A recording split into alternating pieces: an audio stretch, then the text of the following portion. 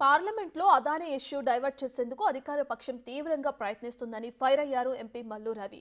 కావాలనే అభిషేక్ మను సింఘ్విపై నోట్ల కట్టల వివాదాన్ని తెరపైకి తెచ్చారన్నారు.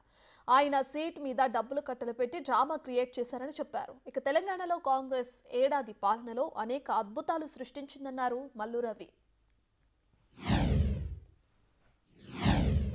ఒక ప్రీ ప్లాన్ ప్రకారం ఉదాహరణకి ఈరోజు 12 గంటలకి స్పీకర్ గారు వచ్చారు. స్పీకర్ గారు వచ్చినప్పుడు మేమంతా మామూలుగానే ఉన్నాం. ఇంకా అక్కడ ఆ వెల్లో పోయి ఆయన ఎవరో దూబేని సస్పెండ్ చేయాలని లేకపోతే ఆయన క్షమాపణ చెప్పాలని కూడా అడగలేదు. అడగకముందే ఆయన వచ్చి ఏదో మాట్లాడాడు.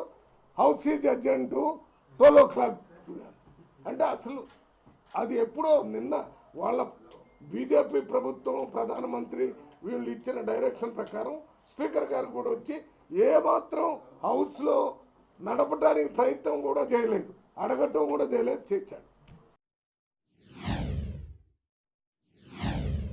అది అదాని మీద వచ్చిన ఆరోపణల మీద పార్లమెంట్లో చర్చ చేస్తే ఆ చర్చలో అదానికి మన మోడీ ప్రధానమంత్రికి ఉన్న లింకు గురించి సంబంధాన్ని గురించి ప్రజలకు తెలిసిపోద్ది.